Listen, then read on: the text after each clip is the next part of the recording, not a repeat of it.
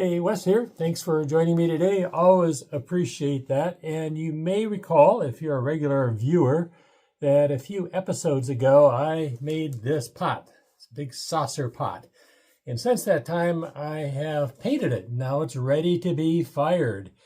And so the painting design is kind of a combination of things that I have come up with on my own and in interpretation of things that I have seen. In fact, I think art in general is generally not unique.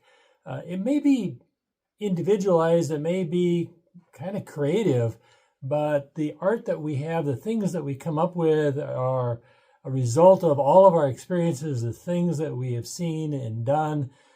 We get all these different inputs. So totally original, I'm not sure that really happens. So I thought I would talk about that just a little bit. Where did these images come from, or what do they mean? And then go outside and get this thing fired. So let's get started. Well, some time ago, a person told me, you should come up with your own art on pots, not copy Native American things. And I really got thinking about that, and I like sometimes replicating Native American pottery. I have total respect and admiration for the artists who several hundred years ago came up with just absolutely spectacular patterns and designs. And so that's fun to do, and I will probably do some of that in the future, but more and more I have attempted to come up with some of my own designs. But I am careful about saying my own designs because they are all inspired from different things. Sometimes they are inspired from Native American pottery.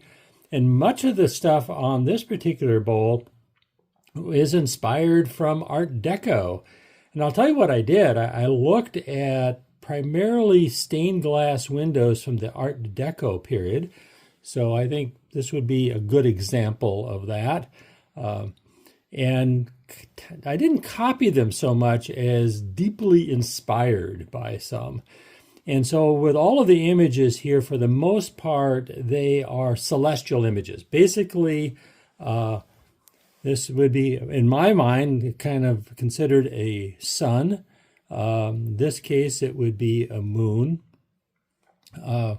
And so this particular design is clearly a Hopi design. It comes from a Sitkiyaki pot from, I don't know, around 1600 or so.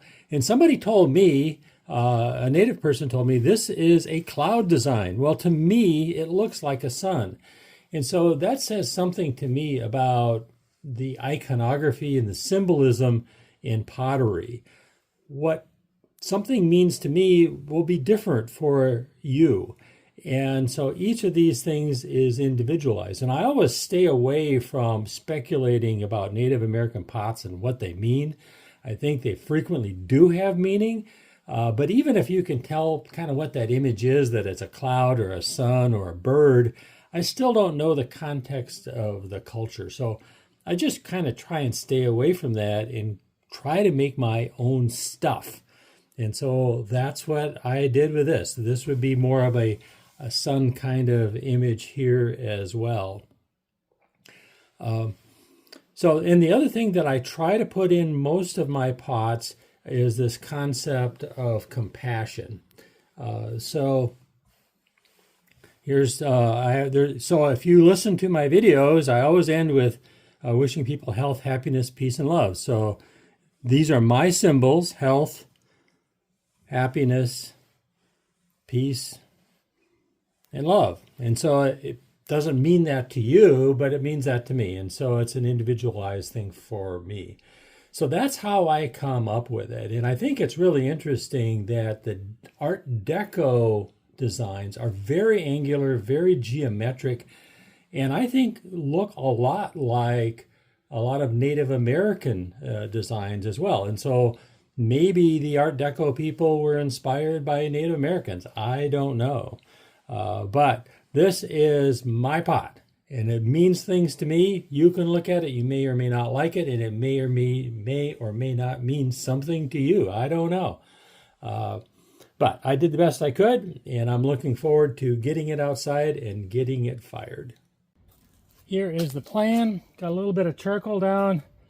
This is Navajo sheep dung, which is impregnated with sodium. And then I have a little grate to put down. The idea here is I want to make sure I have good airflow underneath, and then the pot actually sits on those shirts. So here's a pot one more time before it gets in the fire. Upside down, I think. Although sometimes you can put it right side up. Some people would. Right, here are the sherds stacked around. What I tried to do is leave fairly good gaps, so I get good air circulation and the heat can pass through, and then we'll stack charcoal all around. It's going to take a lot of charcoal. Got the bricks stacked up, the sherds are on, the charcoal is over the top. It is all ready to go. I have added, I think, at least 30 pounds of charcoal so far. I may need more. Nice thing about charcoal is it starts easy.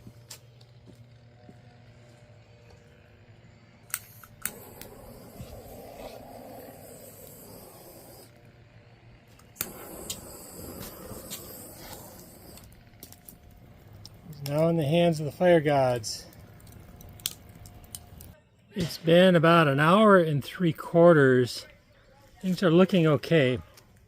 All of the temperatures are above 725 Celsius, and I see some over 800, so I think it's going to be fine. Hey, good morning. The kiln has been sitting overnight. The pot is inside. I'm really curious to see what's in there. A lot of nervous anticipation. This pot took a lot of hours to build, and I'm really hopeful that it works out. So there it is. Let's check it out. As near as I can tell, the firing went well. The temperatures were about right. You can see that everything was pretty even. But you never know until all those sherds come off.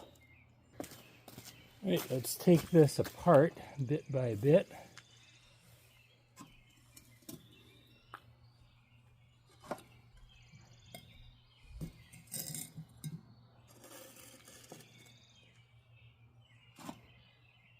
There's still a little bit of heat to it, but not very much.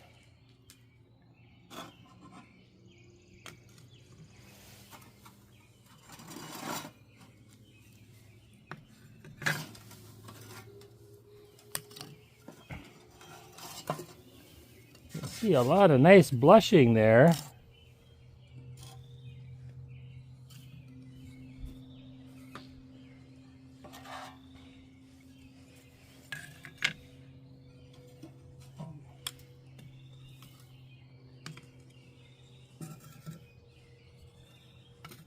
Covering with all these sherds seems to have been the right thing to do.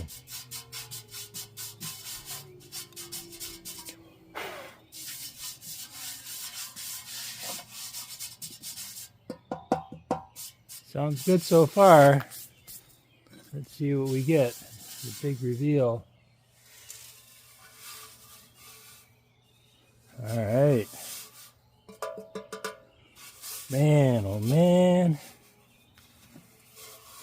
That is a beauty. A little charring over here, that's okay. I think this could be my best pot ever. I am tickled. I am so tickled.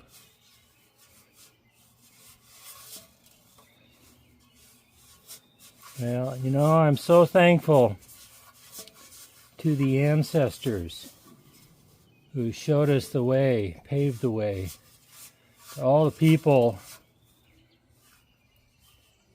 who help along the way, and obviously to all the great materials that come out of the earth, the clay, the temper, all these mineral paints. I am so grateful. I'm grateful to you too. Thank you so much for showing up. Well, I feel good about this project, and I feel great about you being here as well. If you like the video, thumbs up, subscriptions, and comments are always appreciated. Until next time, this is Wes wishing you health, happiness, peace, and love. Take care. Bye-bye.